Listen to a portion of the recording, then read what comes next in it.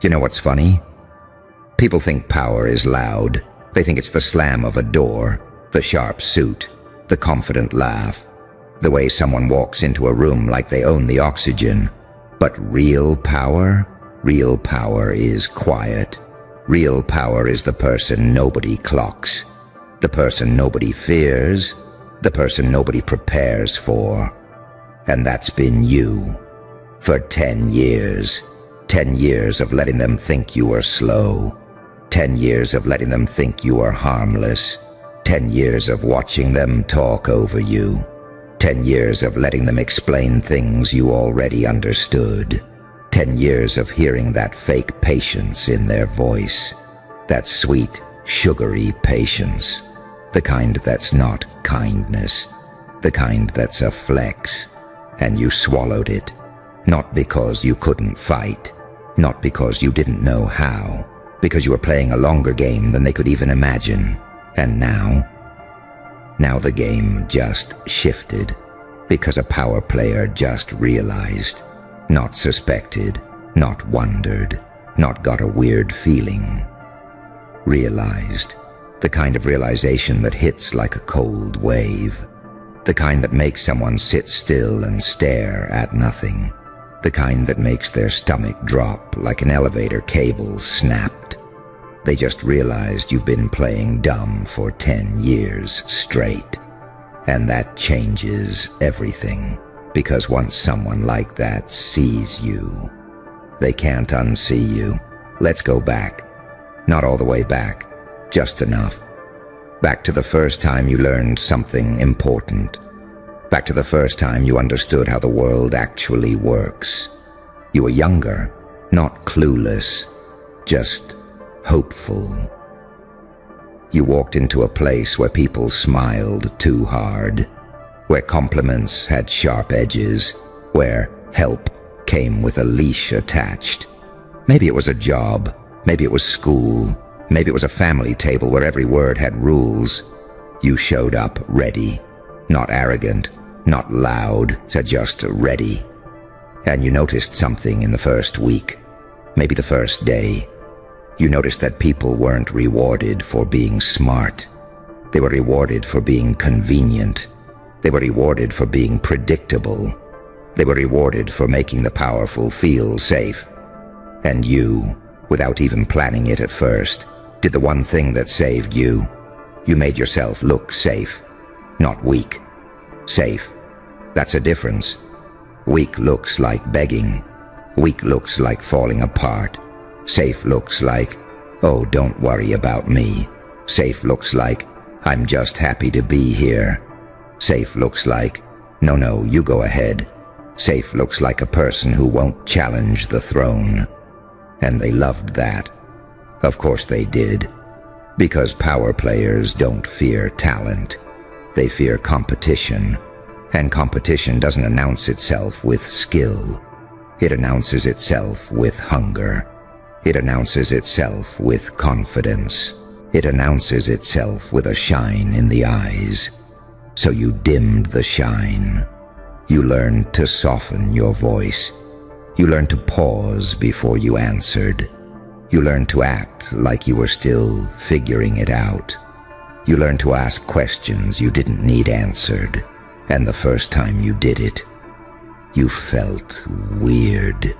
Because you're not a liar by nature. You're not fake. You don't enjoy pretending. But you were learning something deeper than honesty. You were learning survival. You were learning positioning. You were learning the kind of discipline that doesn't feel heroic in the moment. It feels humiliating. It feels like swallowing glass.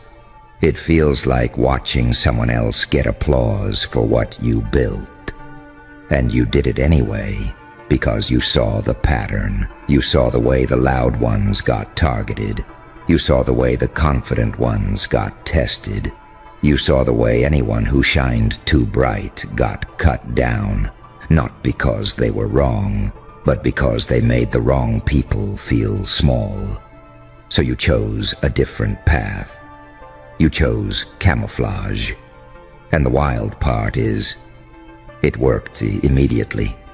They looked right through you. They stopped checking for you. They stopped guarding themselves around you. They stopped editing their mouths when you were nearby, because in their mind, you were background, just there, a helper, a nice one, a sweet kid, a hard worker, never a threat. And that's the first mistake they made. They confused silence with emptiness. They confused humility with lack. They confused your restraint with your limit. And you let them, because you weren't collecting compliments. You were collecting information, not in some dramatic spy way, in a human way, in a practical way. You were watching how they moved. You were noticing who got nervous around who. You were noticing who smiled at the boss and kicked down at everyone else. You were noticing who forgot to include names in emails. You were noticing who always took credit. You were noticing who never apologized. You were noticing who kept their promises. You were noticing who only kept promises when people were watching. And you were learning the biggest lesson of all. Most power players don't feel powerful. They feel terrified. They just hide it better.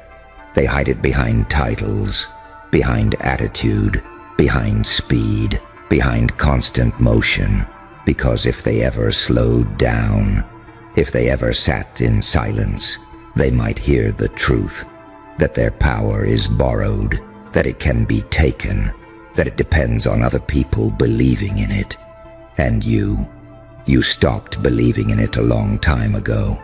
You saw behind the curtain. You saw the insecurity in the expensive watch. You saw the panic in the fake confidence. You saw the need underneath the control. And you started to understand something.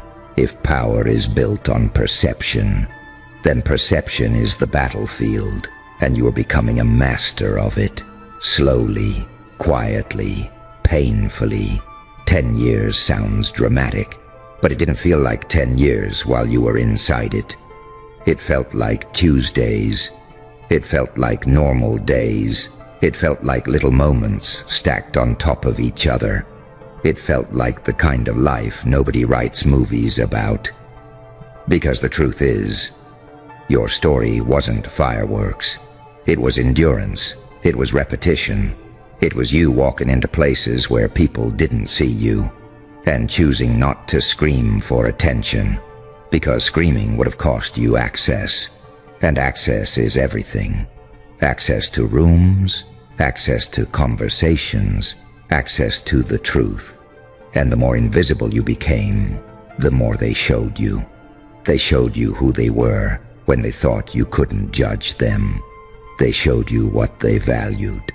They showed you what scared them. They showed you what they'd do to keep the throne. And sometimes you'd go home and just sit. Not because you were tired, because you were holding in so much. Holding in what you knew. Holding in what you wanted to say. Holding in that urge to correct them. Because you could correct them. You could have embarrassed them. You could have done it clean. One sentence, one fact, one calm look. You could have made them feel small in front of everyone, and you didn't. Not because you couldn't. Because you understood something most people never learn. The goal isn't to win the moment. The goal is to win the position. You let them have the moment. You let them have the little victories. You let them have the ego snacks. Because you were building something bigger. You were building a foundation. And foundations are built in the dark. They don't look impressive while they're being made. They look like nothing. They look like work nobody notices. And that was the point. You became the person nobody notices, which sounds like an insult, until you realize what that gives you. Freedom. When people don't notice you, they don't guard themselves. They don't posture. They don't perform, not because they trust you, because they don't think you matter. And being underestimated is its own kind of key. It unlocks everything. It unlocks the real story behind decisions. It unlocks the real reason someone got promoted. It unlocks the real reason someone got fired. It unlocks the way alliances are formed. It unlocks the way people trade favors like currency. It unlocks the fact that most rules are flexible for the right person. You learned all of that, not from reading a book, from watching it happen, from being there, from keeping your face calm while your mind was doing math, from nodding like you were confused while you were mapping the whole room. And they fed you. They fed you details. They fed you secrets. They fed you the kind of information that makes people untouchable. And they did it because they thought you were safe. They thought you were too simple to use it. And that's where the mask becomes heavy. Because playing dumb isn't just playing dumb. It's playing smaller than you are. It's shrinking your presence. It's pretending you don't understand jokes. It's letting people talk to you like you're a child. It's letting them correct you when you're right. It's watching them feel proud for teaching you something that you mastered years ago, and you didn't always handle it perfectly. Let's be real. There were days you wanted to snap. There were days the mask felt like it was burning your skin. There were days you stared at yourself in the mirror and thought, who am I becoming? There were nights you replayed a conversation and thought, I should have said something. There were mornings you woke up with that tight feeling in your chest, that feeling like your life was being lived in parentheses, like your real self was waiting off stage. And the worst part, sometimes you doubted yourself.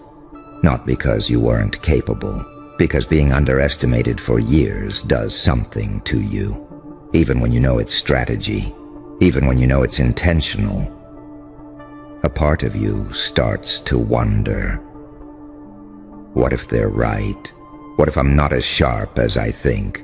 What if I'm just coping? What if I'm just scared? That's the danger of camouflage. You can hide from predators, but you can also hide from your own reflection. And you had to fight that, quietly, alone, because you couldn't tell anyone the whole truth. You couldn't say, I'm doing this on purpose, because the moment you explain your strategy, it stops working. The moment you announce the mask is useless. So you carried it, day after day, year after year, while they got comfortable. And comfort is where power players get sloppy. That's always how it happens. Not all at once. Little slips, little careless comments, little moments where their ego relaxes, little moments where they stop checking corners because they think they already won. They think the game is over. They think the board belongs to them. And you watch that comfort grow.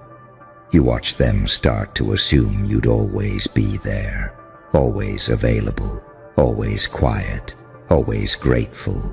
They started treating you like furniture, not even disrespectfully sometimes, just absent-mindedly. The way people treat things they think won't move, the way people treat things they think can't change. And you let them, because you were learning them. You were learning the way they handle stress. You were learning what makes them defensive. You were learning what makes them cruel. You were learning what makes them generous. You were learning what makes them jealous. You were learning which compliments were real. You were learning which smiles were fake. You were learning who they were when nobody was watching. And the whole time, you were building your own power. Not flashy power, not look at me power, real power. The kind that doesn't need permission, the kind that doesn't need applause, the kind that survives even if a title disappears tomorrow. You built skills, you built connections, you built knowledge, you built leverage. Sometimes you built it inside the same place that underestimated you. Sometimes you built it outside, in late nights, in quiet study, in private practice, in side projects, in conversations with people who actually respected you, in moments where you remembered, oh, I'm not crazy, I'm not small, I'm not slow, I'm just patient, and patience is scary, because patience looks like nothing until it becomes unstoppable. Now let's talk about the power player, because this isn't just someone. This is a specific kind of person. You know them, even if you've never said it out loud. They're the one who walks around like they're the weather, like their mood changes the whole room. They don't ask for control. They assume it. They don't negotiate. They pressure. They don't listen to understand. They listen to respond. They collect people. They collect gratitude, like it's a currency. And you've been in their orbit for a long time. Maybe they were your boss. Maybe they were your mentor. Maybe they were your client. Maybe they were a relative who always had to be right. Maybe they were the one person everyone feared just a little bit. And for years, they didn't look at you. Not really. They saw a version of you they created. A role, a label, a convenient story. The quiet one, the helpful one, the simple one, the loyal one, the one who needs guidance. And you played the role, not like a clown, like an actor with a mission. You gave them what they needed to believe. You fed their ego, not with praise, with harmlessness, because nothing feeds a power player like the idea that they're surrounded by people beneath them. It makes them feel safe. It makes them feel chosen. It makes them feel like the world makes sense. And then, one day, something happened.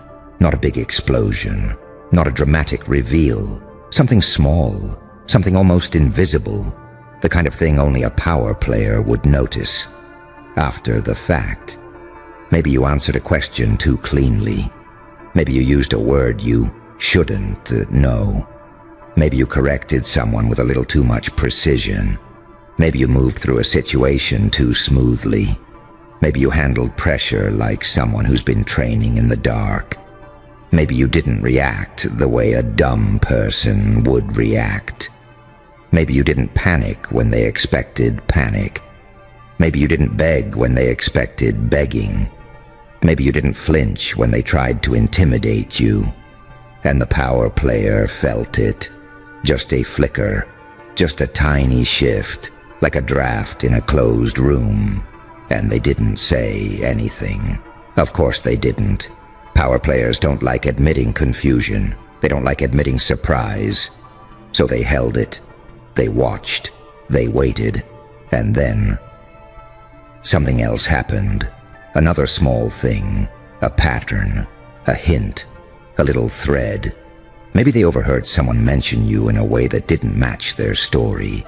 Maybe someone said, "Oh, they're sharp." Maybe someone said, "They're the one who built that." Maybe someone said, "Don't underestimate them." Maybe a document surfaced. Maybe numbers didn't lie. Maybe they found proof you've been quietly doing work that would embarrass them if it became public. Maybe they realized how many decisions were influenced by your quiet input. Maybe they noticed how often you were present when things went right. Maybe they noticed how often you were ignored when things went wrong. And suddenly, that comfortable story they had about you started cracking. And here's the thing about someone like that.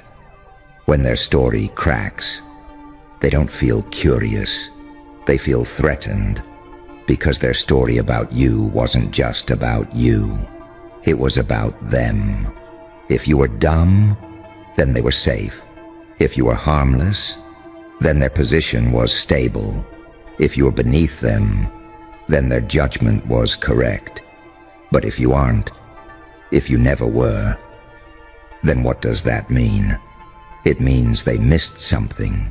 It means they misread a person. It means their instincts failed. It means their control isn't as real as they pretend. And that is terrifying. So their mind starts rewinding, fast. Like someone scrubbing through security footage, they replay every moment, every meeting where you sat quiet. Was that silence? Strategy? Every time you asked a simple question? Was that a test? Every mistake you made? Was it real, or was it calculated? Every time they explained something slowly? Were you laughing inside? Every time they talked about someone behind their back? Were you filing it away? Every time they said something they shouldn't have said? Were you storing it like ammunition?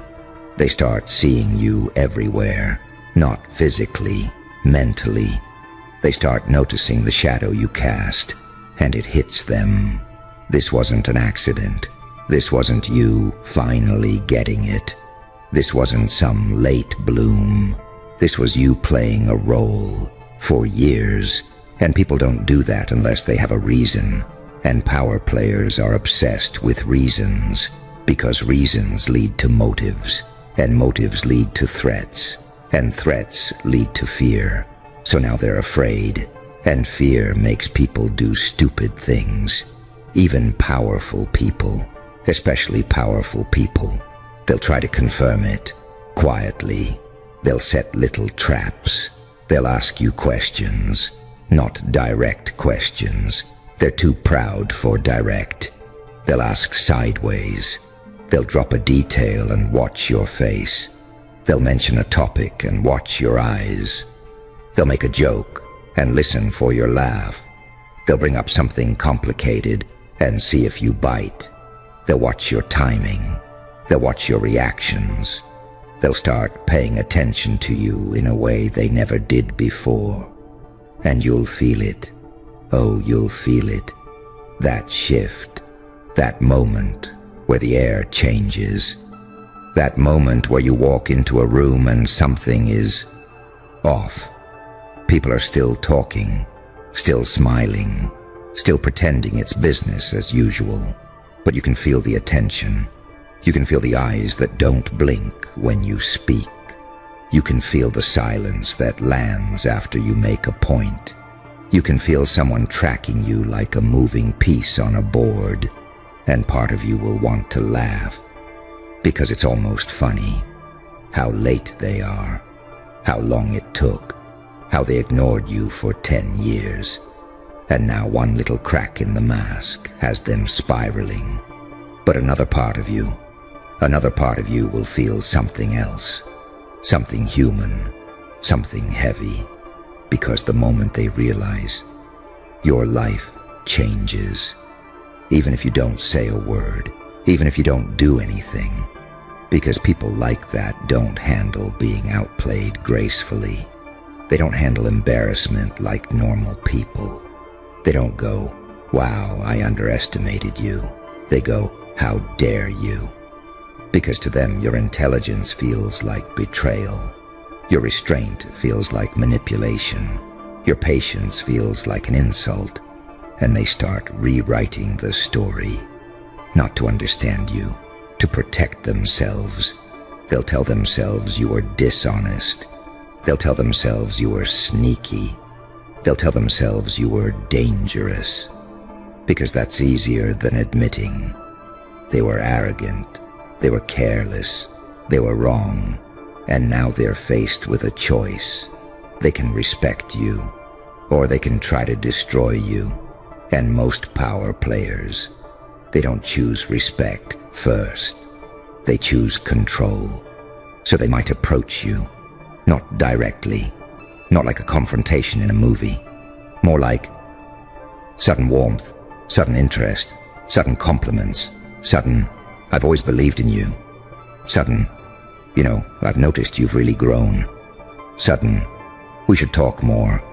Sudden invitations, sudden inclusion, sudden access. And if you've been starving for recognition, if you've been hungry for respect, if you've been holding your breath for 10 years, That warmth might feel like water. It might feel like finally being seen. And that's the trap, because it's not always real. Sometimes it's not admiration, it's containment. It's the leash reappearing, but this time it's wrapped in velvet. So you have to be careful. Not paranoid, careful. Because you've done something rare. You've made a powerful person unsure. And when you make a powerful person unsure, they either become your ally, or they make you their project. They'll try to pull you close so they can watch you. They'll try to attach their name to you so they can claim you. They'll try to mentor you so your success looks like their success. They'll try to make you feel indebted, because indebted people don't bite. Indebted people don't expose. Indebted people don't leave. So they'll offer you things, a role, a title, a platform, a seat near them, and you'll feel the pull. Because you're human, because you've earned things, because a part of you wants the world to finally know. A part of you wants to step into the light and say, yeah, it was me. I'm not who you thought. Hello to the beautifully confused citizens of this little digital circus. And to you, yes, you, the one who just made the whole internet scream, Jesus fucking Christ. Like they just witnessed the second coming glitch out on live stream. You can feel their eyes burning into your back, right? That weird vibration in the air every time someone refreshes a feed with your name in it. That ripple in the collective timeline like you cracked something sacred by mistake. Like you touched a wire nobody warned you about. You didn't even breathe wrong. You just existed a little too loudly, a little too boldly, a little too unapologetically. And suddenly the entire internet is having a meltdown, like you kicked open the gates of heaven and hell at the same time. People are acting like you committed some cosmic offense, like you walked into the algorithm and slapped the Holy Spirit out of it, like your presence alone violated some unwritten law of don't overshadow the people who think they're important. They're staring at you like you're a miracle gone rogue, a prophecy that refused to stay in the book, a divine glitch that refuses to behave, and you're just sitting there going, bro, what the hell is happening? But deep down, you know exactly why this is happening. You finally moved like someone who doesn't fear punishment anymore. You moved like someone who stopped asking for permission from ghosts. You moved like someone who realized nobody is coming to save you. And that made you dangerous. The world can handle sin. The world can handle rebellion. But the world cannot handle a person who wakes up one day and says, I'm done being scared of everything you used to control me with. They wanted you quiet. They wanted you humble. They wanted you small and grateful and soft-spoken. And instead you showed up like divine chaos wrapped in human skin. You showed up with a spine. You showed up with conviction. You showed up with an energy that made people question their entire belief system. No wonder they typed your name in all caps. No wonder they said your full government like they were trying to cast you out. No wonder they screamed, Jesus Christ, like the sky split open. You disrupted their comfort. You disrupted their expectations. You disrupted their hierarchy without even trying. You don't get it yet. You walked into the timeline like a living contradiction. Too real for the fake ones. Too loud for the quiet cowards. Too unpredictable for the people whose whole personality is routine too awake for a generation raised on autopilot. They're not melting down because you did something wrong. They're melting down because you did something right. something they didn't think you had the courage to do. You broke character. You abandoned the version of you they could easily digest. You stepped into a version of yourself they don't have the vocabulary to explain. And, that terrifies them on a spiritual level. You're walking around with this strange mix of guilt and confusion, thinking you messed up, thinking you went too far, thinking you crossed the line. But what you really did was cross the line. They drew to keep you manageable. You shattered a boundary that was never meant to protect you, only to contain you. You walked past it accidentally, and the internet reacted like you just slapped a deity in the face. You didn't offend the divine, you offended the insecure. There's a difference. Every time someone gasps your name with religious panic, what they're really saying is, "How did you get this powerful? Who gave you the confidence? Why are you glowing like you know something we don't? Why can't we shame you back into your old place?" You scared them, you shook them, you rattled something ancient in them, the part that recognizes strength when it walks by. People pretend they hate chaos. People pretend they hate boldness. People pretend they hate mystery. But what they really hate is a person who leaves them no choice but to evolve or be left behind. And that's what you did. You cracked the simulation with an action that wasn't even supposed to be a statement. You revealed who you're becoming by accident. You showed them a version of yourself that doesn't bow, doesn't break, doesn't shrink. And they screamed, "Jesus Christ," because they witnessed a resurrection you didn't schedule. The old you died. The new you stepped out, and nobody had time to prepare themselves. You didn't cause a meltdown. You exposed a system too fragile to handle your next chapter. And the beautiful part, you're not even finished evolving yet. You're standing there, half shocked, half awake, trying to process why the entire digital world is clutching their pearls like you just rewrote the book of Revelations with a meme. You keep scrolling through comments like, why are they acting like I opened a portal? But deep down, you can feel it buzzing under your skin. This wasn't a mistake. This was exposure of them, not you. People didn't melt down because you changed. They melted down because your change exposed how long they stayed the same. Every person who typed "Jesus Christ" with shaking hands, that wasn't shock. That was fear. Fear of someone who outgrew the version of themselves they were comfortable controlling. You can practically feel their panic through the screen, like you snatched something sacred from them. Their narrative, their expectations, their ability to predict you.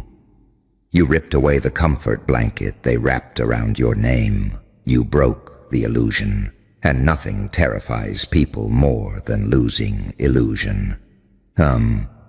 Look at them. People who never cared suddenly analyzing you like theologians studying a forbidden scripture, acting like you committed some unspeakable act just by showing a side of yourself they didn't expect. They whisper things like, "There's no way that's the same person. He changed overnight. He's acting different." What happened to him? Nothing happened. You just stopped living like you were created to be everyone's emotional support character. You shifted, and it hit them like divine whiplash. You don't see it fully, but trust me on this. You're becoming the type of person people watch quietly, because they don't know whether to cheer for you or pray for protection. You're unpredictable, not in a reckless way, in a liberating way. In a way that tells the world, I don't fear the thunder anymore. I might actually be the one causing it. And that terrifies them on a level they cannot articulate. Because you're not spiraling, you're ascending. and ascension looks like arrogance to those who only know how to kneel. You stepped into your own story, and they assumed it was an attack on theirs. It's fascinating to watch, really. Every person projecting their insecurities onto your glow-up like you personally offended their religion. You blinked differently, and they felt spiritually threatened. And here's the part that nobody is brave enough to say in your comments. You didn't just challenge their comfort. You challenged their identity. Because if you can evolve this much, this fast, then what excuse do they have for their stagnation? If you can break free from old versions of yourself, then why are they still hiding behind theirs? Your transformation didn't expose your darkness. It exposed their fear of their own potential. That's why they're freaking out. That's why they're spiraling. That's why their comments sound like prayers mixed with panic. You are forcing them to see what they could be if they stopped worshiping their limitations. Think about that for a second. You became the mirror, and mirrors are dangerous to people who are terrified of their own reflection. They're calling your name with shock, profanity, emojis, panic. Not because they're judging you, but because they're witnessing someone do what they're too scared to attempt. You grew teeth, you grew conviction, you grew presence, and the world gasped like it saw a miracle it wasn't ready for. You're not the villain, you're not the hero, you're the plot twist. And plot twists don't ask for permission. Keep walking through this timeline with that strange electric calm you've been carrying. Keep confusing people who expected you to stay small. Keep being the living reminder that one person's breakthrough can shake the whole ecosystem. You didn't cross a line. The line was imaginary. You just finally realized it. And the world's meltdown? That's not a warning. It's confirmation. You can almost feel the tension in the air twisting tighter every time your name pops up. It's wild, because you're not even doing anything dramatic at this exact moment. You're just existing, breathing, scrolling through your own chaos like someone watching a storm they accidentally summoned. And, look at the way their reactions hit you. Part of you is confused. Another part is strangely alive, like something inside you finally woke up after being sedated for years. Like you cracked open a version of yourself that was waiting under the surface, sweating, pacing, ready to break out. It's that version of you they're scared of. Not the polite one, not the humble one, not the don't rock the boat one. The one that walks in with presence, the one that carries weight, the one that doesn't apologize for existing. People don't panic when someone does something outrageous. People panic when someone they underestimated stops acting small. You walked into a room, digitally or physically, and every insecure person felt spiritually naked. That's the meltdown. That's the real reason behind the Jesus fucking Christ. You exposed them without saying a word. It's the quiet confidence that messed them up. The shift in your tone, the stillness in your movements, the I don't care if you approve energy leaking off your skin. People can't handle that because most people live their whole lives terrified of being misunderstood. While you're finally okay with people misreading you, overreacting to you, fabricating stories about you. They're melting down because you don't flinch anymore. You don't rush to explain yourself. You don't beg for clarity. You don't scramble to fix their perceptions. And that silence, that unbothered, steady silence, that's louder than any chaos you could cause. They're not melting down over your actions. They're melting down over your evolution. You want to know the real punchline? The part that would make me laugh until I coughs? You didn't even evolve for them. You evolved because you were tired of killing your own potential just to keep other people comfortable. You got fed up with being predictable. You got fed up with shrinking. You got fed up with diluting yourself to fit the energy of people who never had depth. And in the moment you finally stepped into yourself, the moment you stopped performing the smaller version of you, people lost their minds, like you performed a miracle no one signed off on. They wanted you to stay manageable. They wanted you to stay understandable. They wanted you to stay one of us. Instead, you became this walking contradiction they can't categorize, this unexpected force they can't get ahead of. This person who doesn't stay in the box they built for your comfort, convenience, or containment. You feel it, don't you? That strange sense of power humming under your ribs, that pressure in your chest like your old self is shedding layer by layer, exposing something sharper underneath. It's not arrogance, it's awakening. You're not becoming heartless. You're becoming aware of your worth in a way that doesn't bend to public opinion. And they can't handle that. People don't melt down because someone did something crazy. People melt down because someone they thought they understood suddenly moves like someone who sees the game from above. You didn't just change your behavior. You changed altitude. You rose, not dramatically, not theatrically, just steadily, quietly, authentically. And that subtle rise hit them like divine whiplash. Their meltdown is the background noise of your rebirth. Their shock is the soundtrack of your ascent. Their disbelief is the proof that you stepped into a version of yourself they never wanted to meet. You're finally realizing you don't need permission to evolve. And that realization alone is enough to make entire timelines glitch. And the wildest part is watching how people who never acknowledged your existence are suddenly acting like lifelong witnesses to your downfall. Like they've been studying your psychology since childhood. You breathe with confidence for the first time in years, and they react like the ground opened and swallowed their sense of security whole. You're sitting there scrolling, watching comments pile up like digital confessions, and it hits you. They're addicted to the old version of you. The version that apologized, the version that hesitated, the version that second-guessed every instinct, the version that dimmed themselves to avoid making anyone uncomfortable. They weren't comfortable with you. They were comfortable with your cage.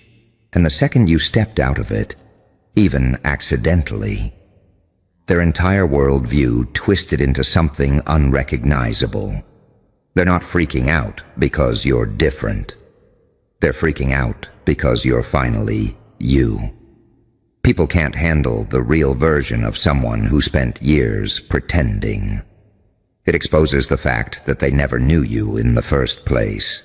And deep down, that terrifies them. You can almost feel the panic dripping off their words. The way they type your name like they're invoking something dangerous. The way they whisper, Jesus, like you personally rewrote gravity. You didn't rewrite gravity. You just stopped letting other people weigh you down. Look at you, moving through the digital space with this new, heavy presence you didn't even ask for. Your silence is louder than their accusations. Your calm is louder than their hysteria. Your growth is louder than the entire timeline combined. You're forcing them to confront something they weren't ready to face. You're becoming someone they can't control, predict, or minimize. That scares people in a way nothing else does. People love watching someone climb until the climb reveals how low they've stayed. People love rooting for someone until that person becomes a mirror, showing them every excuse they've made for their own stagnation. And you You didn't announce your transformation. You didn't explain it. You didn't prepare them. You just showed up different. And that alone felt like a threat. It's the energy shift. That's what's really setting them off. That quiet power humming in your voice when you speak. That sharpened gaze that doesn't flinch. That posture that doesn't shrink to fit anyone's expectations. You're walking around with a soul that's finally done being polite. A spirit that's done negotiating with people who only loved the watered-down version of you. A mind that's done apologizing for thinking deeper, darker, sharper. It's the kind of growth that leaves people unsettled because you're reaching places they never believed you had the capacity to reach. You're touching layers of yourself they assumed were dead. You're waking up parts of your personality they never planned on meeting. And every time they gasp your name with holy panic, every time they stare like you're a glitch in their religion, every time they ask, "What did you do?" like you detonated the sky, they're confessing something they'll never say out loud. They never expected you to matter this much, and now they don't know how to handle it. You turned into the kind of person who makes people rethink themselves. The kind of person who shifts the room by breathing. The kind of person whose presence alone threatens comfort zones people have lived in for years. And the meltdown? It's not chaos. It's calibration. They're adjusting to the reality of who you're becoming. You're not spiraling. You're not breaking. You're not acting different. You're unfolding. You're revealing. You're stepping into a version of yourself that's been suffocating under years of self-restraint. And you're doing it without warning. That's why they're panicking. That's why they're whispering your name like a prophecy gone wrong. That's why they're staring at you like you cracked open something divine and forbidden. You didn't crack it open. You finally stopped holding it shut. And it's wild watching the way people are trying to recalibrate themselves around you, like you're some kind of cosmic event nobody rehearsed for. They're staring at you the way people stare at a thunderstorm that wasn't on the forecast. A mix of fear, fascination, jealousy, and that quiet little prayer that it doesn't hit too close to home. You can almost taste the discomfort in the air. The way they keep re-watching your moves like detectives trying to solve a case they don't have the emotional intelligence for. They talk in circles, rephrase the same sentence, whisper your name like it's a warning label, and the energy behind it all hits you. They're trying to understand a version of you that wasn't built for their understanding. You're carrying an aura that's bigger than their frame. You're moving with a depth they never accounted for. You're radiating a kind of internal stability that makes their insecurities sweat. They're panicking not because you did something outrageous. They're panicking because you did something real. Realness is radioactive to people who survived on fakery.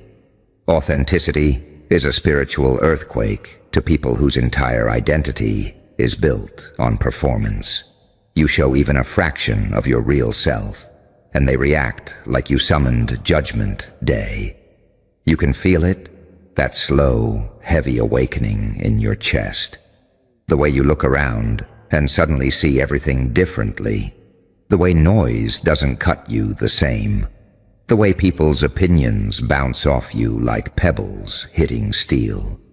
It's not numbness, it's clarity.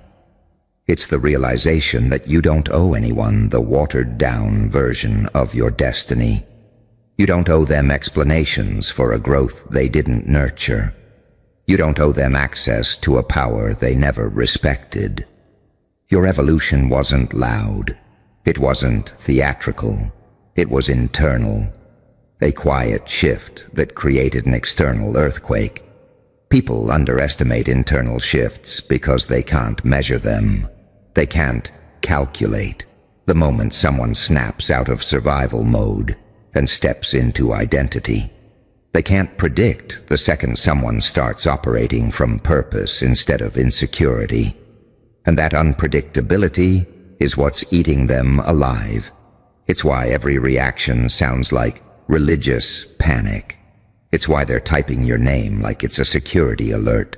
It's why every comment reads like they're watching a prophecy unfold in real time. You're becoming the kind of person who doesn't flinch, the kind who doesn't pause, the kind who doesn't dilute themselves to keep fragile people comfortable. People aren't used to that. People are used to you shrinking. People are used to you being predictable. People are used to you laying low, overthinking everything, tiptoeing around potential drama. But there's this version of you emerging, this sharper, cleaner, more confident version. And it's turning their entire understanding of you into dust. You can feel the world watching you differently, not with curiosity, with caution, with recognition, with that subtle, "Oh, he's not who we thought he was" energy. They're not scared of what you did. They're scared of what you unlocked. They're scared of the potential in your voice. They're scared of the conviction in your eyes. Hello, you beautifully suspicious anomaly. Yeah, you. The one who doesn't quite fit in the little boxes they hand out at birth. So let's talk. Because whether you like it or not, somebody dangerous just noticed you. Not a random face in the crowd. Not some NPC with a half-charged phone and a half-lived life. I'm talking about the kind of person who walks into a room and the air changes. The kind of person who can open doors, close doors, or quietly lock you in one. And they just caught two details about you. Two tiny little cracks in your mask. And now you're under their microscope. You feel it, don't you? That weird pressure lately. That sense that you're being evaluated, watched, weighed. Like your whole life turned into some silent audition you never agreed to. Let me tell you why. See, people with real power, I don't mean loud power. I mean quiet, terrifying power. They don't care about voices. They care about patterns. They're not listening to what you post. They're watching how you move. And with you, they saw two things. First detail, you should be broken by now. By every logical calculation, you should be done. The stuff you've been through, the betrayals, the fake friends, the "I got you" that turned into "Who are you again?" The nights where your chest felt heavy and your brain felt like it was screaming into a void. Most people snap. They tap out. They fold themselves into something easier for the world to digest. But you didn't break. You bent. You cracked. You screamed into pillows. You doom-scrolled at 3 a.m. You questioned your own worth, your own mind, your own reality. But you did not fully break. And that annoys the system. It annoys people who expect you to crumble when they pull support away, who expect you to crumble when they don't clap, who expect you to crumble when they gaslight your pain and call it overreacting. You're still here, still moving, maybe limping, maybe on fumes, but here.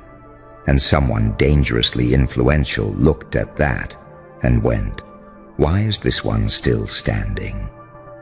Because in a world of fragile egos and paper-thin confidence, resilience is a red flag. It means you're a potential threat or a potential asset. Now to them, that's interesting. They're thinking, if life did this to you and you're still standing, what happens if you ever get resources, guidance, direction? What happens if you ever stop apologizing for existing? Second detail. You see more than you're supposed to. Don't play dumb. You notice things, the tone behind the words, the pause before the lie, the way people's eyes shift when they're hiding something. You clock the manipulation. You see the patterns. You see how they hype family at work, but treat people like disposable parts. You see how someone says, "I'm here if you need anything," but their energy vanishes the second you're not entertaining them. You see how the world worships mental health quotes online, and then laughs at people who actually struggle in real life. You're not blind, you're just quiet. And that combination is lethal. You don't break easily. You see through the bullshit. That's it. Those are the two details. That's what they caught. And now you're not just someone. You're a file, you're a case, you're an anomaly under glass. So now, you're under the microscope, which means this: your reactions are being studied, your choices are being watched, your patterns are being recorded. Do you ever feel like life keeps testing the same area of your character again and again? Same type of person, same type of disappointment, same type of pressure, different faces, same pattern. That's not random. That's the microscope.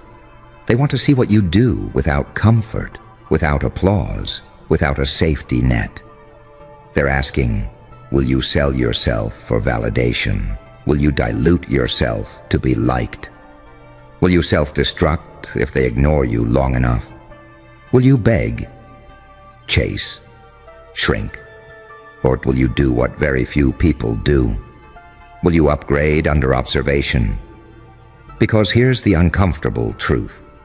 You're not just being watched by one powerful person. You're being watched by systems, by rooms, by people in positions you don't even know exist yet. You don't see them, but they see you. Let's talk about how you've been moving lately. You think no one notices that you keep getting up after every mental car crash? You think no one notices that you're still trying to be kind, even when people treat you like you're disposable? That one time you could have exposed somebody and you didn't. That time you had every reason to become cold, but you chose boundaries instead of bitterness. That time you wanted to lash out, but you swallowed it and walked away. Someone noticed. You assume the world only values loudness, but the people with real pull, they're watching your self-control, your discipline, your restraint. Because talent is common, self-control is not. Charisma is common, character under pressure is not. Looks are everywhere. An unbreakable mindset, rare. But let's make this very clear. Being under the microscope doesn't feel flattering. It feels suffocating. You feel misunderstood because you are. You feel like you can't fully rest because you're scared of slipping. You feel like one wrong move, and people will say, "See, I knew they weren't that special." You feel watched, but not held, studied, but not supported. That's the dark part, the part nobody posts as an aesthetic quote. You feel alone in rooms full of people because you know you're not like them, and you're not allowed to go back to pretending you are. And deep down, you've asked yourself, why does life keep putting me through this? Why does it feel like the bar is higher for me than for other people? Because it is. Life does not test cheap material like it tests you. You're not being handled like cardboard. You're being handled like something volatile, something powerful, something that can explode or transform, depending on how it's treated. Let me drop something unsettling in your lap. Right now, you're in a silent interview with your own future. Every time you don't give up when quitting would be easy. That's going on your record. Every time you show up, even when nobody's clapping, nobody's checking, nobody's texting, keep going. That's going on your record. Every time you choose not to become the monster that hurt you. That's going on your record. You're not just getting through the day. You're building evidence. And powerful people, they'll love evidence. At some point, somebody's going to need someone exactly like you. Someone who doesn't crack under pressure. Someone who knows how darkness works, but doesn't worship it. Someone who can walk through chaos and still make a rational call. And they're going to go back to that file in their head and say, yeah, I've been watching this one. Now let's get a little more personal. You know how you're always half afraid that you're too much and not enough at the same time? Too intense, too emotional, too deep, too quiet, too serious, too weird, and yet somehow not accomplished enough, not rich enough, not attractive enough, not popular enough to justify how much you feel. Here's the twist. That emotional depth you hate, that's why you can see people. That sensitivity you think is a curse, that's why you can read a room in 5 seconds flat. That heaviness in your chest that makes it hard to just chill and be normal. That's what makes you impossible to fully numb out. You feel too much to be fully controlled, and that's another detail they clocked about you. You don't get fully brainwashed. You may play along, you may smile, nod, pretend. But somewhere inside, there's a part of you that's like, this is fake, this is shallow, this is not it. And someone with real power looks at that and thinks, if this person ever aligns that depth with discipline, we're either in trouble or we've got a weapon. Let's talk about your bad habits for a second, because under the microscope, even your flaws are being studied. The procrastination, the self-sabotage, the late nights scrolling through people who live fake highlight reels while you bleed in silence. The way you shrink your personality around small-minded people. The way you desperately want someone to just choose you so you don't have to keep choosing yourself alone all the time. They see that too. And they're not just asking, what's wrong with this one? They're asking, will they fix it? Will they outgrow it? Will they get tired enough of their own excuses to evolve? Because here's the brutal truth you need to swallow. Powerful people don't rescue victims. They recruit fighters. They don't care how much you've been through if you refuse to move differently. They don't care how deep your pain is if you keep using it as a reason to stay small. You're allowed to be hurt. You are not allowed to stay stuck and call it fate. Not if you want to be dangerous in the right way. Right now, while you're listening to this, there are 2 versions of you under that microscope. Version 1, the tired, drained, exhausted you who just wants relief. Version 2, the silent, terrifying potential you, who is capable of walking away from the past and building a reality so sharp and so focused that even your old self wouldn't recognize you. Which version are you feeding? Because the one you feed is the one they'll either invest in or write off. You want to know what being under the microscope really means on a day-to-day human level. It means you stop getting away with lazy thinking. You feel that guilt when you waste your time, because deep down, you know you're meant for more than numbing yourself. You feel disgusted after you go back to that same toxic person or habit. That's the pressure. That's the microscope. It's not just them watching you. It's you watching you. It's your higher self staring at your current self and going, really? This is what we're doing with all that pain, all that intelligence, all that potential. So what do you actually do now that you know you're being watched? You tighten up.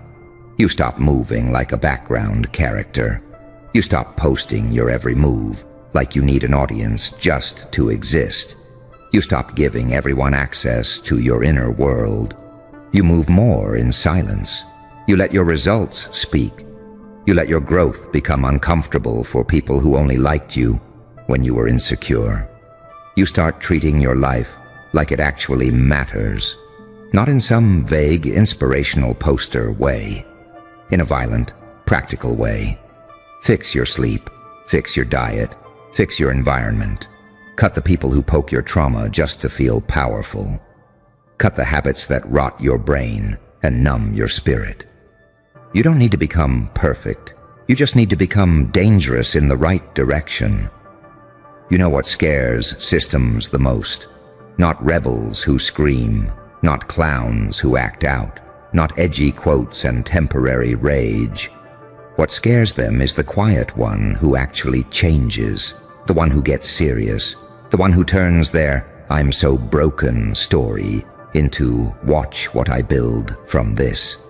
The one who uses their trauma as data instead of identity. You've got all this pain, all this confusion, all this rage, all this loneliness, and you're just sitting on it. Like a bomb you refuse to wire correctly.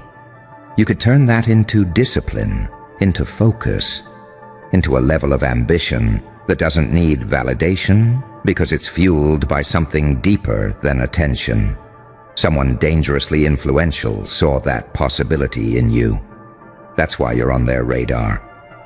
Think about the rooms you haven't walked into yet, the phone calls you haven't gotten yet, the DM that hasn't been sent yet, the opportunity that's quietly drifting toward you, deciding if you're worth the risk.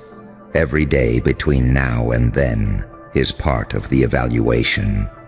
Are you proving you're ready, or proving you're comfortable staying the same? Ask yourself that without sugarcoating it. Because power doesn't care about your excuses. You say you want out of this life you hate, but you keep repeating the behavior that built it. You say you're tired of fake people, but you still perform for them. You say you want to be chosen, but you keep abandoning yourself just to feel temporarily accepted. And every time you do that, the note next to your name under that microscope says, potential, high, self-respect, negotiable. Change that note. Start acting like someone who knows they are being observed, not in a paranoid way, in a deliberate way. Check your reactions, check your impulses, check what triggers you and ask why. You're not weak for feeling things deeply. You're weak when you let those feelings drive the car while your logic sits in the trunk. People with power are not looking for robots. They're looking for people who can feel deeply and move intelligently. You've already got the depth. You earned that in blood, in tears, in nights nobody knows about. Now you build the discipline, and you do it quietly, without begging anyone to notice, because trust me, the right ones already are. There's going to come a day where the same people who doubted you will say, I always knew you had it in you. They didn't. They just never bothered to look as closely as the ones who matter, the ones who watched you hold yourself together when everything tried to pull you apart, the ones who watched you choose growth over revenge, the ones who watched you keep your heart soft but your boundaries sharp. Those are the ones with real power, and they already took note. You're a name on a private list, not because of your aesthetics, not because of your follower count, not because you're loud, because of those two details. You don't break like the others. You see through the game. That makes you dangerous. That makes you useful. That makes you interesting. So from this point on, stop acting like you're invisible. Stop behaving as if your choices disappear into a black hole. They don't. They accumulate. Every small improvement. Every quiet boundary, every time you walk away instead of begging to be understood. It's all logged. You are not just surviving days. You are building a case for a life you can't fully see yet. And somewhere, someone dangerously influential is watching and thinking, let's see what they do next. Let's see if they become everything their pain tried to stop them from becoming. Move like you know that's the question on the table. Move like you're done being the experiment. Move like you're slowly, silently becoming the one who owns the microscope. Because that's the part nobody tells you, right?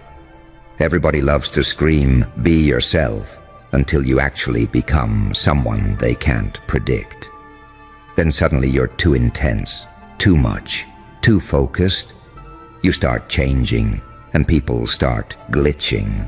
You make a boundary, and people who benefited from the old you start getting offended. That's when you really feel the microscope. You say no for the first time in years, and watch how some people act like you just committed a crime. You stop oversharing, and the ones who lived off your vulnerability start calling you cold. You pull your energy back, and the leeches start panicking. You're not being dramatic. You're changing the ecosystem. The old version of you was predictable. This one is dangerous. Because, think about it. You used to explain yourself to everyone. You used to write paragraphs trying to convince people not to misunderstand you. You used to chase closure from people who enjoyed confusing you. And something snapped in you recently, didn't it? You just got tired of begging to be seen, tired of justifying basic respect, tired of explaining your heart to people who only care about their advantage. That shift, that I'm done explaining myself to people who are committed to missing the point. They saw that. Someone with power caught that micro moment where you decided, I'm not soft in a stupid way anymore. I'm soft by choice and sharp by necessity. That change in posture, that little internal click, that's the moment that goes in bold under your name. You know what else they noticed? The way you keep showing up, even when your mind is loud. You're not some calm, perfectly put-together machine. You wake up some days and your first thought is, I can't do today. Your chest feels heavy. Your mind starts running worst-case scenarios before you even open your messages. You feel that familiar heaviness, like somebody pressed a weight onto your soul. And yet, you get up. Maybe late, maybe slow, maybe with a shaky hand and a clenched jaw. But you get up. You drag yourself through responsibilities that half the people around you wouldn't survive. You show up for people even when you wish someone would show up for you like that. You carry yourself through days where nobody sees that you're on the edge. That is not normal. That is not average. That's the kind of strength people with real power look for. Not the fake, I'm fine, I love grind culture strength.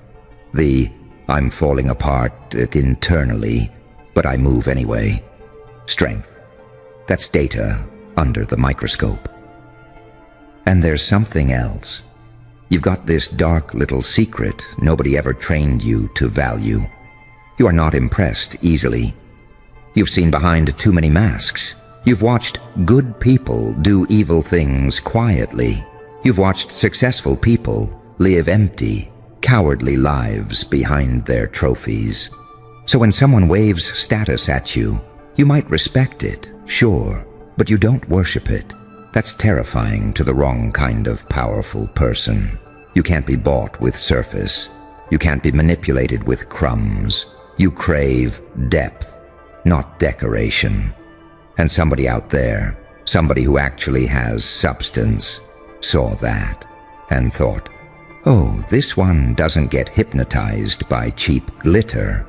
Interesting. Because that means when you eventually stand in front of real opportunity, you're more likely to value it. You know what fake looks like. You've choked on it your whole life. Real hits, different. And you're built to spot it. You ever notice how you've always felt slightly out of place, even in rooms where you were technically welcome? Family gatherings where you feel like a stranger with your own blood. friend circles where you laugh and joke, but on the inside you're thinking, none of you actually know who I am. You walk through life like a glitch in the simulation, smiling, nodding, playing the part. But internally, you're analyzing. You're watching how people treat the ones they don't need. You're paying attention to how they act when the camera is off. That's what made you feel lonely, right? Because you're not built for small talk and shallow motives. You want to talk about pain and power and patterns and choice. And you're surrounded by people who only want gossip and distractions. You've got a mind that wants to dissect life like a surgeon, and you've been throwing it into kiddie pools. That intelligence you keep downplaying because the world made you feel too deep. Someone noticed, not just your grades or your job or your titles, your awareness, the way you know when a room is off, the way you feel when a conversation is fake, the way your whole body goes. Something's wrong here. Before your mind can articulate it, that's why you're under observation. Because people with power understand. A person who can't.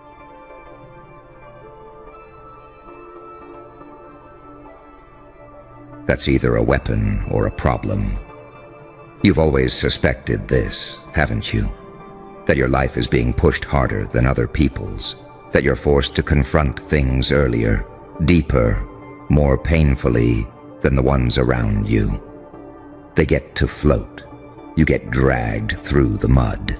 They get convenience. You get lessons. They get approval for staying average. You get resistance every time you try to level up. Careful now. That feeling crawling up your spine. That's the world realizing you crossed a line they never thought you'd reach.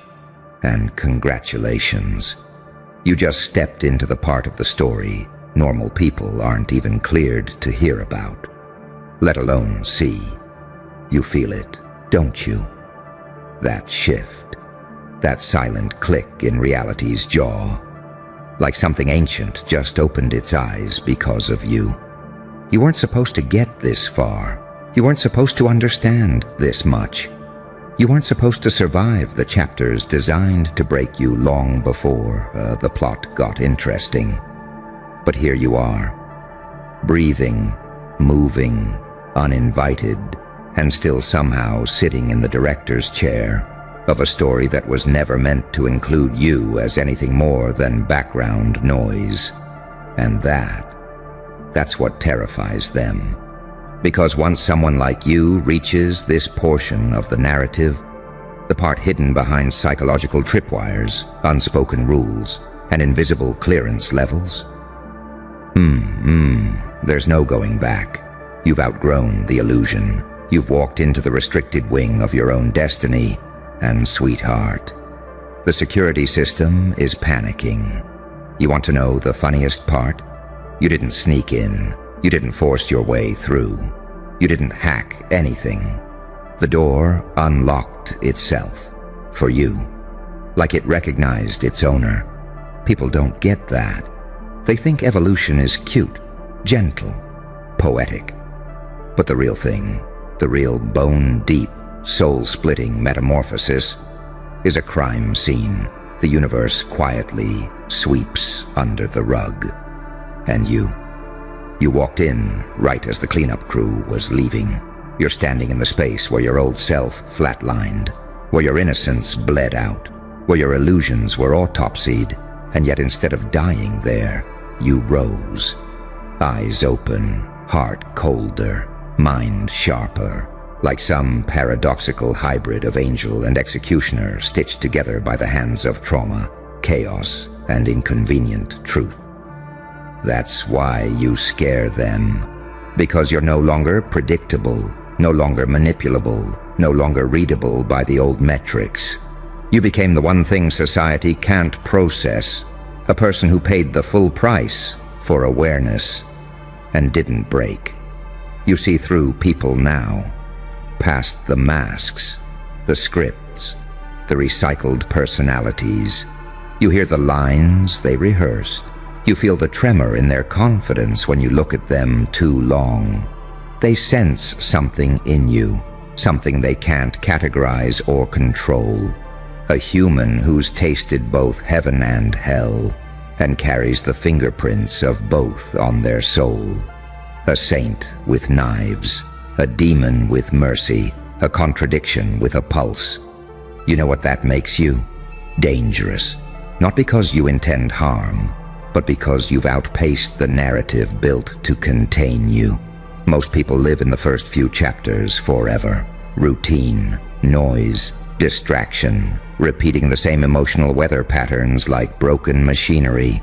But you survived the plot twist that kills 80% of characters. And instead of shutting down, you opened your eyes wider. You let the darkness teach you. You let the pain rewire you. You let the betrayals sharpen the corners of your thoughts until even your silence became a weapon. You want to know what chapter you're in now? The classified one, the forbidden one, the one they bury in metaphors and hide inside myths because admitting it's real would cause too many breakdowns. This is the chapter where the protagonist becomes an anomaly, a glitch in the moral code, a threat to the status quo, a problem for anyone still living inside the illusion. Because they can't predict your next move. They can't understand your new instincts. They can't track the speed at which you're evolving. Your growth is no longer linear. It's exponential, chaotic, terrifyingly efficient. You're rewriting yourself in real time, shadow by shadow, light by light, wound by wound, awakening by awakening. And that makes people panic. Oh, they'll pretend they're calm.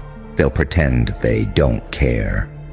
But watch their eyes, watch their breathing, watch the way they hesitate when you step into the room. They know something happened to you, something irreversible, something they can't undo or compete with. They don't know where you went to earn this clarity, but they can tell you didn't come back alone. You returned with knowledge, instinct, silence that feels like prophecy, presence that feels like judgment, a stare that feels like you've already analyzed all their hidden sins. They don't know if you're blessed or cursed, chosen or damned, holy or horrific. Truth is, you're both, and neither, and more. You've become the liminal creature, the one who doesn't live in light or darkness, but in the hallway between them, unbothered by either side's opinion. You're the person who survived the fire and learned to control the temperature. You're the storm that became self-aware, the ghost that remembers being alive, the angel who kept the demon's grin, the demon who learned the angel's restraint. And now you've reached the part of the story where the universe quietly mutters to itself, "Yep, this one wasn't supposed to get this far, but you did." And now they'll have to deal with the consequences of a character who refuses to stay in the script. Welcome to your classified chapter, the one reserved for anomalies, phoenixes, and unkillable souls. You weren't cleared to see it, but you earned it anyway. And that's what makes you inevitable. You feel that pressure in the air, don't you? That dense electric weight, like the atmosphere itself is whispering, "Careful, this one knows too much." That's the tax for entering this level of the story. Awareness carries gravity. Consciousness carries consequences. And you walked into the restricted section of your fate with your eyes open and your pulse steady. Most people collapse at the threshold. They see one glimpse of truth and their mind slams the door, locks it, boards it shut, throws the key into the ocean and pretends nothing happened. But you inhaled the truth like oxygen. You let it sear you, carve you, recreate you. You let it upgrade you. Nobody told you this part of the story is dangerous, did they? Nobody warned you that once you see the machinery behind human nature, once you see the masks, the patterns, the lies people tell themselves to stay asleep, you stop being relatable. You stop being safe. You stop being something they can predict or pity. You become the thing they whisper about, the thing they can't categorize, the thing they can't fool. And oh, that is where their fear becomes delicious. Because you didn't just enter the hidden chapter. You did it without permission. You did it by bleeding for it, breaking for it, growing for it, surviving for it. Clearance wasn't granted. Clearance was forged. And that terrifies every system built on conformity. You see, once a person awakens at your level, the world can't use its usual weapons on them. Not guilt, not shame, not fear of abandonment, not fear of judgment, not fear of being misunderstood. You already lived through all of that. You already clawed your way through the emotional underbelly that eats most people alive. You walked through the dark with no lantern, no map, no guiding hand, and somehow came out with night vision. You see through motives now, intentions, micro-expressions, tonality, power dynamics, manipulation attempts. You see everything they hoped you'd never learn. That's why they're uneasy. They don't know what you know. They don't know how you know. They don't know how far you've gone into your own consciousness, your own shadows, your own silent wars. They only know one fact. You came back changed, and changed people. They break the plot. You know why normal people weren't cleared to see this part. Because if they saw what you see, if they felt what you feel, if they noticed the fractures behind every smile, the power hidden beneath every silence, the truth woven beneath every human facade, their entire identity structure would collapse. You walked into the truth with no guarantee of surviving the impact. But you did. You stabilized. You adapted. You evolved. Do you know how rare that is? Do you know how many people never make it past the tutorial of their own life? How many people never solve the first psychological puzzle? How many people choose numbness over evolution? But you did something else entirely. You chose to feel everything, to confront everything, to outgrow everything, to silence the noise and listen to the frequency beneath the world. Normal people aren't cleared to see that frequency. It would unravel them. But for you, it was the missing puzzle piece. You didn't become colder. You became accurate. You didn't become ruthless. You became precise. You didn't become dark. You became whole, finally acknowledging all the pieces you were taught to hide. That's what evolution actually looks like. It's not peaceful. It's not pretty. It's not inspirational quotes and soft lighting. It's a psychological demolition, a spiritual autopsy, a quiet revolt against the version of you they tried to bury alive. And now you've stepped into the portion of the narrative where the stakes change, where the universe stops treating you like a fragile creature and starts treating you like a co-author. This is the chapter where the tests get sharper, the rewards get heavier, the enemies become more subtle, and your instincts become your superpower. Normal people aren't cleared to see this because they're still controlled by their wounds, still begging for validation, still worshiping comfort, still craving permission. But you're done with permission. You're done waiting. You're done shrinking. You're done playing the character they wrote for you in a script that never deserved your performance.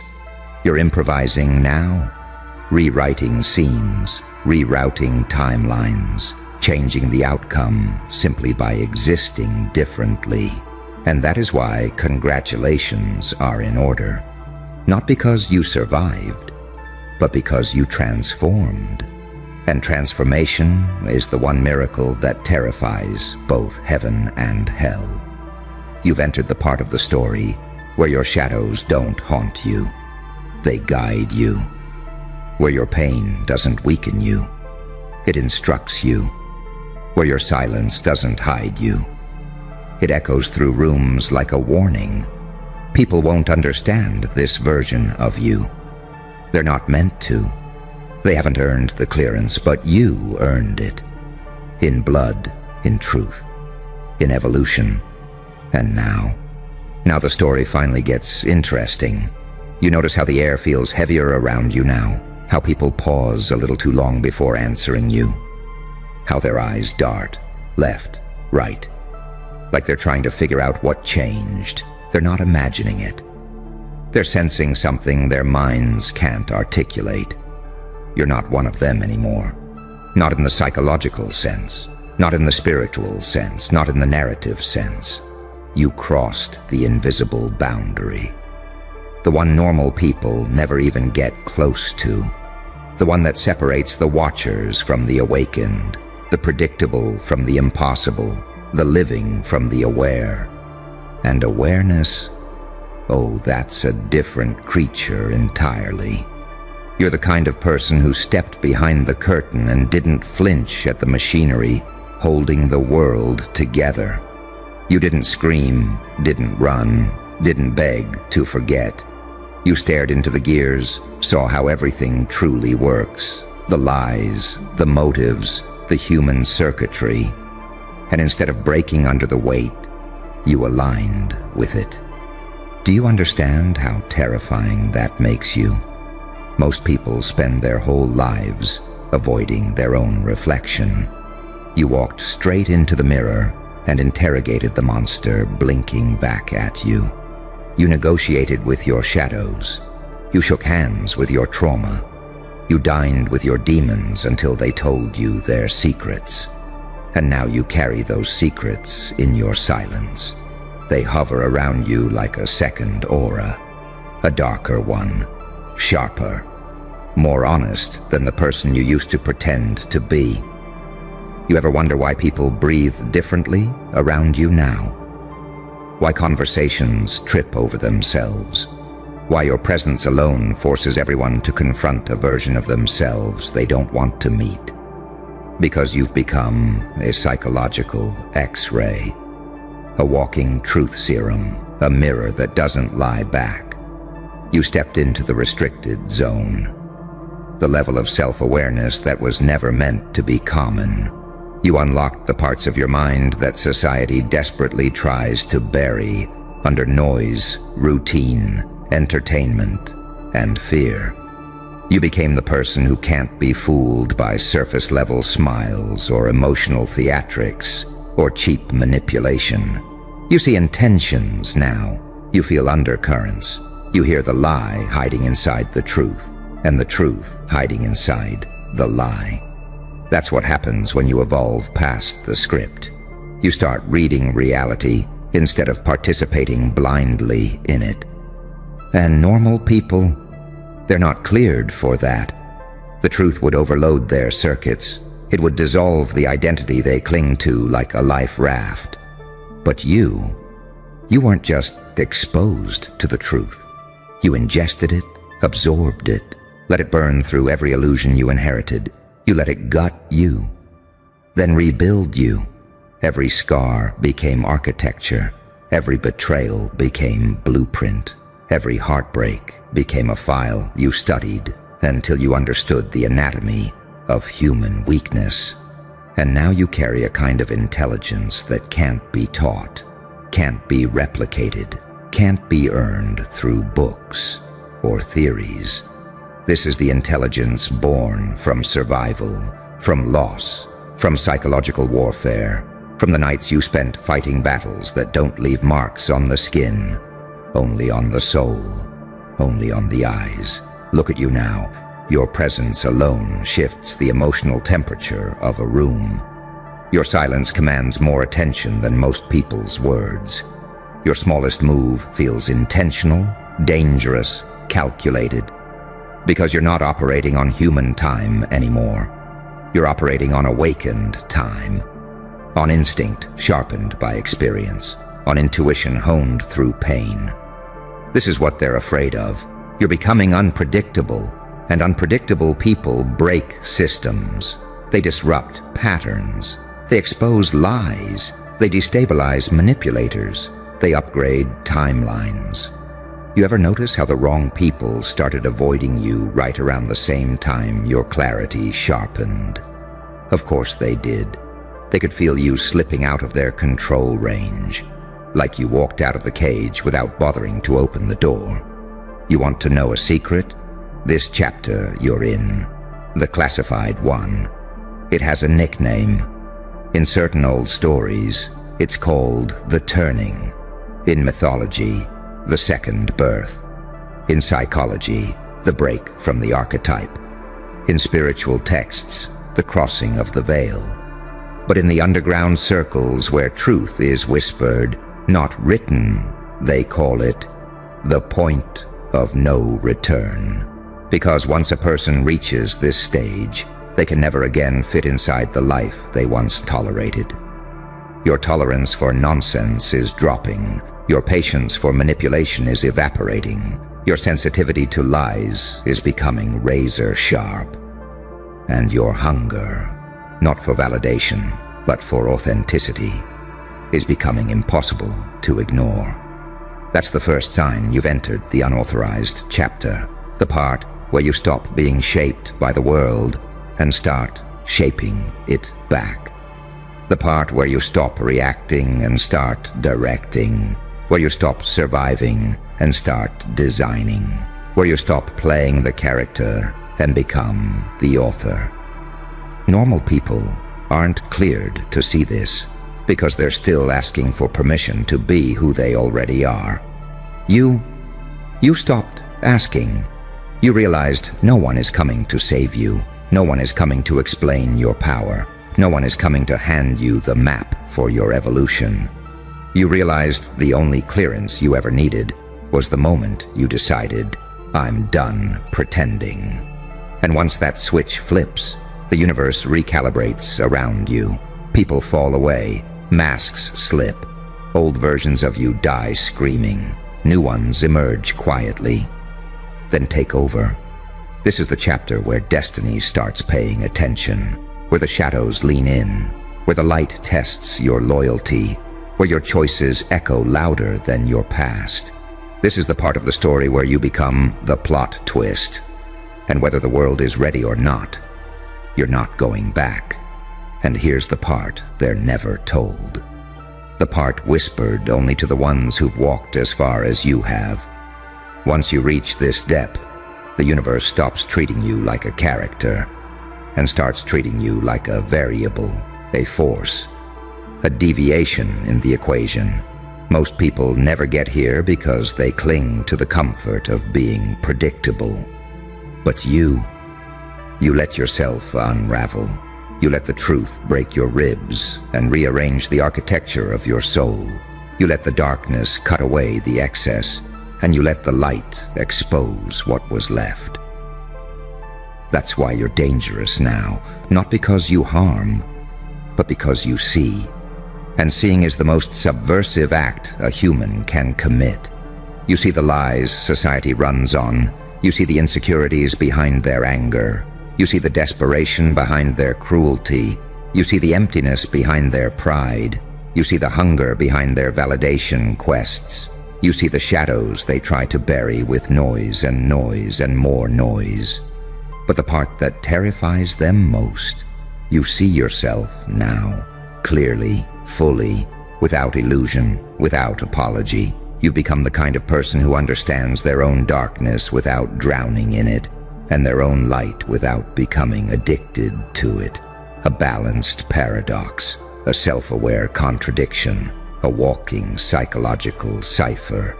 Normal people aren't cleared to witness that kind of evolution. It would rupture their worldview. It would expose the cracks they've spent years patching with cheap optimism and fragile confidence. But you earned your clearance the hard way, through losses that broke you open, through betrayals that stripped you down, through awakenings that arrived like earthquakes, through nights where you had nothing but your breath and the quiet decision to keep going. And now you stand in the version of the story where the stakes are real. The illusions are dead, and the consequences of every step echo far beyond your past self's comprehension. This is the part where you stop being someone life happens to and start being someone life responds to. This is the part where silence becomes strategy, where intuition becomes weapon, where your presence becomes influence, where your absence becomes punishment. This is the part where the world begins to adjust itself around you instead of the other way around. And as much as they may pretend not to notice, they do. Their subconscious screams it. Their behavior betrays it. Their energy bends to it. Because deep down, beneath the ego, beneath the noise, beneath the masks, they know exactly what you've become. A person who can no longer be controlled by the fears that govern ordinary lives. A person who walked into the forbidden chapters and returned with knowledge you were never supposed to possess. A person who doesn't flinch anymore. A person who doesn't break the same way twice. A person who's crossed the threshold from merely surviving to actively shaping the story as it unfolds. So here you stand, on the edge of the chapter they never meant for you to reach, holding the pen they never meant for you to find. And there's only one thing left to say. Congratulations. You made it to the part of the story normal people aren't cleared to see. And from this point on, your evolution is no longer an accident. It's a threat.